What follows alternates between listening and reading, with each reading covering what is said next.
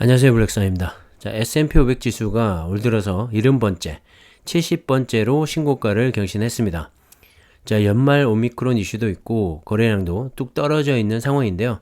자, 그럼에도 불구하고 0.14% 상승하면서 또다시 사상 최고치를 경신했습니다. 산타랠리가 펼쳐지고 있고요. 다우지수도 0.25% 상승하면서 6거래일 연속으로 올랐습니다.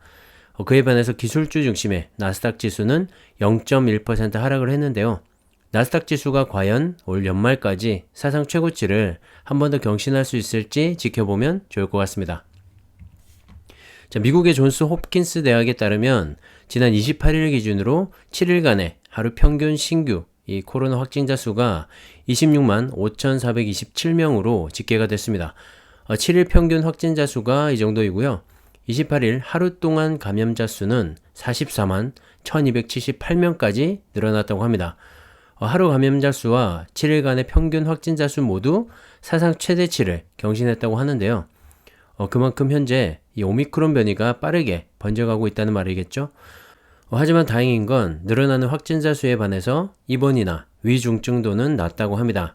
자, 그렇기 때문에 미국 정부도 셧다운이나 락다운과 같은 이 봉쇄 조치를 취하지 않고 그대로 밀어붙이고 있는 것 같은데요. 하지만 아무리 위중증도와 입원자 수가 낮다고는 해도 확진자가 이렇게 폭증하게 되면 의료 체계에는 부담을 줄 수밖에 없을 겁니다.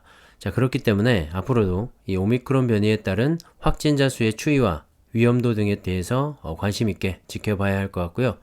세계 증시에 가장 큰 영향을 미치고 있는 미국 상황을 주의 깊게 살펴봐야 할 것 같습니다. 자, 미국에서 코로나 확진자 수가 사상 최대치를 경신하고 있는데도 어제 이 S&P 500 같은 경우엔 70번째 사상 최고치를 경신했죠.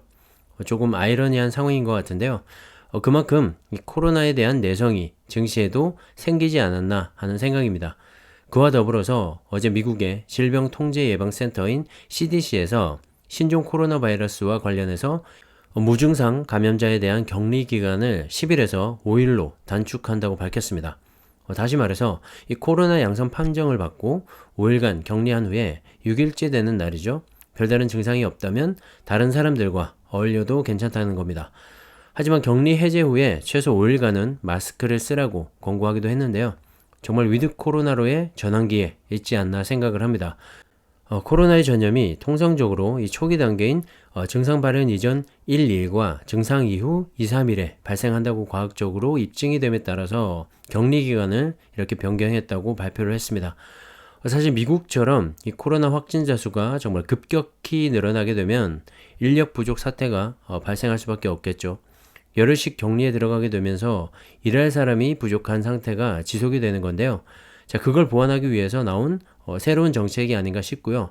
그만큼 이 코로나의 종식도 머지않았다는 생각이 듭니다. 확진자 수는 사상 최대치를 기록하고 있지만 또 이런 완화된 이 정책들이 나오게 되면서 이 오미크론 변이에 대한 이슈는 더 이상 이 약재로 받아들여지지 않는 것 같고요. 증시에 호재로 작용을 하면서 S&P 500 지수는 또다시 사상 최고치를 경신하지 않았나 생각을 합니다. 자, 미국 10년물 국채금리는 오미크론 변이에 대한 우려가 크지 않다면 내년에 이 연방준비제도, 즉 페드가 예상보다 일찍 금리 인상을 단행할 수 있다는 우려가 나오면서 1.55%까지 급등을 했는데요. 지난 11월 말 이후로 최고치까지 올라섰습니다. 이번 달 초죠. 연준의 조기 테이퍼링 종료에 따른 내년도 조기 금리 인상이 단행될 것이라는 시장의 이 분석에도 생각보다는 조용했었죠. 연준의 발표 시기와 함께 오미크론 변이 확장 소식이 겹치게 되면서 이 오미크론 이슈에 대한 부담감으로 연준의 금리 인상 시기가 생각보다는 늦춰지지 않을까 하는 기대 때문에 좀 주춤했던 것 같은데요. 어제 미국 정부의 이 코로나 대응책이 좀 더 완화적으로 발표가 되면서 시장은 내년도 조기 금리 인상이 확실시 될 것이다라는 분석과 함께 10년물 국채 금리가 껑충 뛰어오른 것 같습니다. 자, 그로 인해서 기술주 중심의 나스닥 지수가 가장 큰 영향을 받고 약보합으로 끝이 난 것 같은데요. 인플레이션을 잡기 위해서 어차피 오를 수밖에 없는 금리이고요. 이런 소화 과정을 거쳐가다 보면 시장에는 또 내성이 생기면서 전반적인 주가 상승의 힘을 보태게 될 겁니다. 연말을 며칠 앞두고 거래량이 절반 이하로 줄어들었다고 하는데요. 자, 이럴 때는 시장을 관망하시는 것도 괜찮을 것 같습니다. 자, 변동성 지수인 빅스 지수를 한번 살펴보시죠. 11월 말 오미크론 변이의 등장으로 30을 넘어섰던 지수가 현재 16.95까지 내려앉으면서 그 어느 때보다도 안정적인 투자 심리를 보여주고 있습니다. 자, 미국에서는 연일 이 감염자 수가 사상 최고치를 경신하고 있는데 변동성 지수는 꿈쩍도 하지 않고 있네요. 자, 뭘 의미하는 걸까요? 자, 코로나가 더 이상 시장에서 악재가 될 수 없다는 결론을 내릴 수밖에 없고요. 이제는 정말 진정한 위드 코로나 시대로 접어들었다고 말을 할 수가 있을 것 같습니다. 공포 탐욕 지수도 한번 살펴보시죠. 언제 60까지 올라온 거죠? 불과 일주일 전에 35까지 떨어지면서 시장 전반에 투자에 대한 거부감이 높았었는데요. 불과 일주일 사이에 60까지 오르면서 욕심을 좀 부리는 그런 모습이죠. S&P 500 지수만 봐도 알 수가 있는데요. 연일 신고가를 경신하면서 끝을 모르고 올라서고 있는데 진짜 이런 걸 보면 공포에 사서 탐욕에 팔아라 라는 말이 정말 딱 떨어지는 것 같습니다. 지난 11월 말 공포가 정말 극에 달했을 때 과감하게 이 베팅을 했다면 현재 수익이 좀 낮겠죠. 좀 더 오르면 또 한 번에 조정이 올 것도 같은데요. 자, 여기서 중장기 투자 시에 매수 타이밍을 잡으라고 한다면 공포에 사는 것이 좀 더 현명한 매수 타이밍이 되지 않을까 생각을 합니다. 하지만 시장에서 이 타이밍을 잡는다는 건 있을 수가 없겠죠. 그저 통계일 뿐이니까 참고 정도로만 하시고요. 여기서 주는 교훈은 떨어질 때는 한없이 떨어질 것 같지만 다시 이렇게 오르기도 하고 또 한없이 올라갈 것만 같지만 또다시 떨어지기도 한다입니다. 자, 그렇기 때문에 그저 꾸준히 투자해 가는 것이 정답이지 않나 생각을 하고요. S&P 500과 나스닥 100 그리고 필라델피아 반도체 지수와 같은 이 지수 추종 ETF 투자로 안정적으로 모아가 보시기 바랍니다. 자, 올해 1월부터 11월 사이에 판매된 글로벌 전기차의 배터리 사용량이 발표가 됐는데요. 중국의 CATL이 여전히 1위 자리를 지킨 가운데 2위의 LG에너지솔루션은 11월 한 달간 소폭 줄어들면서 1위인 CATL과의 격차가 좀 더 벌어졌습니다.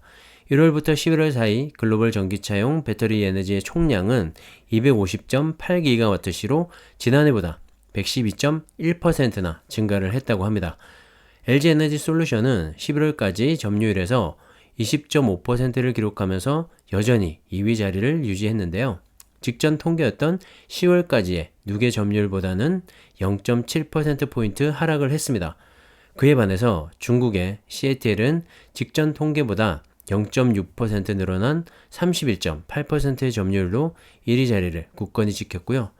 2위를 차지한 LG에너지솔루션과도 기존 10% 차이에서 11.3%까지 그 차이를 벌렸습니다. 그리고 4위를 차지한 중국의 BYD가 있는데요. 역시 0.5% 더 오르면서 9%의 점유율로 4위를 지켰습니다. 1위를 차지한 CATL과 4위의 BYD는 모두 중국 기업이죠. 이들의 성장률을 보시면 각각 180.1%와 192.1%를 기록하고 있습니다. 그만큼 올 한 해 엄청나게 성장했다는 걸 알 수가 있고요. 중국의 배터리 산업 또한 그만큼 커졌다는 걸 알 수가 있습니다. 자, 그리고 5위와 6위를 차지한 SK온과 삼성 SDI가 있는데요. 자, 점유율에 있어서는 큰 변화가 없는 것 같습니다. 자, 그리고 중요한 건 국내 배터리 3사의 점유율을 모두 합쳐도 1위를 차지한 CATL의 점유율에는 미치지 못한다는 점인데요. 작년에는 2위인 이 LG에너지솔루션과의 1% 남짓 점유율 차이가 났었는데 어느새 이렇게 성장을 했습니다. 자, 국내 배터리 3사는 지난해 큰 성장을 보이긴 했지만 올해는 이 CATL과 BYD 등 중국 배터리 기업들에 밀려서 좀 주춤하고 있는 모습을 보이고 있는데요. 자, CATL과 BYD는 최근에 이 중국 내수뿐만 아니라 유럽과 미국 시장까지 진출을 하면서 국내 배터리 3사의 목을 좀 더 조여오고 있는 것 같습니다. 자, 하지만 글로벌 점유율에서 보듯이 현재 2차 전지 시장은 중국과 한국이 양분을 하고 있고요. 저물어가는 일본과 유럽에서 노스볼트가 떠오르고 있긴 하지만 아직까지 미미한 수준이기 때문에 이런 추세는 당분간 계속 이어지지 않을까 생각을 합니다. 우리가 2차 전지만큼은 중국과 한국 시장에 투자를 해야 하는 이유인 것이죠. 자, 최근에 CATL과 BYD 등 중국의 배터리 기업들이 미국의 테슬라 전기차 100만 대의 분량을 배터리를 전량 수주했다고 합니다. 현재 테슬라는 연간 100만 대 가량 생산이 가능하고 내년부터 독일 공장과 미국의 새로운 공장까지 가동하게 되면 100만 대가 더 늘어나서 연간 총 200만 대까지 생산 능력이 커지게 되는데요. 자, 거의 절반 이상을 중국의 이 배터리 기업이 수주를 했다고 보면 되겠죠. 내년도 새로운 이 생산 공장은 아직 가동 전이기 때문에 50% 이상이 될 수도 있을 것 같습니다. 그만큼 현재 이 전기차의 대장주인 테슬라와 중국 배터리 기업 간의 협업이 깊어지고 있고요. 중국의 배터리 기업이 자국 내 점유율을 넘어서서 유럽과 미국 등 이 글로벌 시장까지 빠르게 확장하는 모양새입니다. 자, 거기에 대해서 중국의 고시엔도 테슬라의 것으로 추정이 되는 미국 자동차 기업으로부터 2023년부터 2028년까지 200기가와트시 규모의 배터리를 공급하기로 했는데요. 미중 무역 전쟁으로 인해서 아직까지 둘의 관계가 좋지는 않지만 기업들의 교류는 꾸준히 점점 더 늘어나고 있는 것 같습니다. 특히 CATL은 독일에 증설 중인 유럽의 첫 번째 공장에 이어서 폴란드의 새로운 공장 부지를 알아보고 있죠. 투자가 거의 확실시해 보이고요. 이런 분위기에 힘입어서 미국 시장까지 진출하는 것이 아닌가 하는 생각도 듭니다. 어쨌든 이 중국의 LFP 배터리라는 저가형 배터리를 무기로 전 세계 점유율을 빠르게 늘려가고 있는 중국이고요. 최근에 차이나 전기차의 주가가 조정을 좀 받으면서 힘들어 하시는 분들도 많이 계실 것 같은데 중장기적인 관점에서는 여전히 매력적인 투자처라고 생각을 하고요. 오히려 이 저가 매수의 기회이지 않나 생각을 합니다. 참고하시면 좋을 것 같고요. 자, 드디어 유럽에서 한국과 중국의 2차 전지 경쟁자가 탄생을 한 것 같습니다. 스웨덴 배터리 제조업체인 노스볼트가 바로 주인공인데요. 유럽 기업 중에서는 최초로 전기차용 리튬이온 배터리 셀 생산에 성공을 했다고 합니다. 내년부터 본격적인 양산에 들어간다고 하는데요. 연간 100만 대 정도의 전기차에 배터리를 공급할 수 있는 60기가와트시 정도의 생산 능력이라고 합니다. 노스볼트가 세워진 지는 6년 남짓 되는데요. 그럼에도 불구하고 BMW, 폭스바겐, 볼보, 폴스타 등과 누적 300억 달러 하나로 약 35조 5천억 원에 달하는 공급 계약을 체결했다고 합니다. 특히 폭스바겐은 2019년 노스볼트 지분을 20%가량 인수를 했고 올해부터 향후 10년간에 걸친 140억 달러 규모의 배터리 공급 계약을 맺었다고 합니다. 자, 이제 막 걸음마를 떼고 있는 노스볼트이지만 앞으로 이 전기차의 폭풍 성장에 힘입어서 정말 빠르게 점유율을 늘려가지 않을까 생각을 하고요. 유럽 기업인 만큼 유럽 지역에 연구를 둔 완성차 업체들의 이 적극적인 수요 공세가 이어질 것 같습니다. 중국과 한국의 이 양대 산맥에서 유럽의 노스볼트가 앞으로 어떤 점유율을 가져가게 될지 주목해서 지켜봐야 할 것 같고요.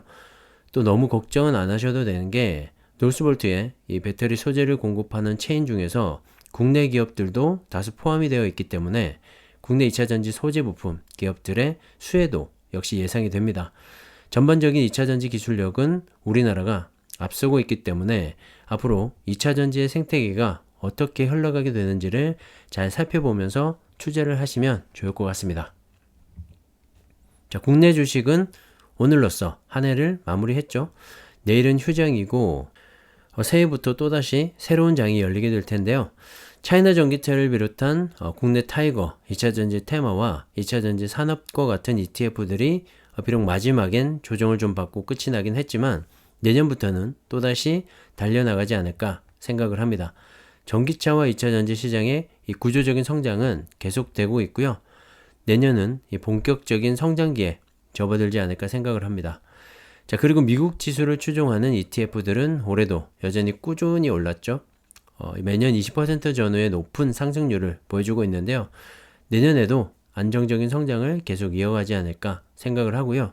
꾸준한 투자 이어가시기 바랍니다. 자, 올 한 해 동안 고생 많으셨고요. 새해 복 많이 받으시고 내년에도 좋은 정보로 여러분의 투자 생활에 도움이 될 수 있게 노력하겠습니다. 자, 오늘은 여기까지 하겠습니다. 감사합니다.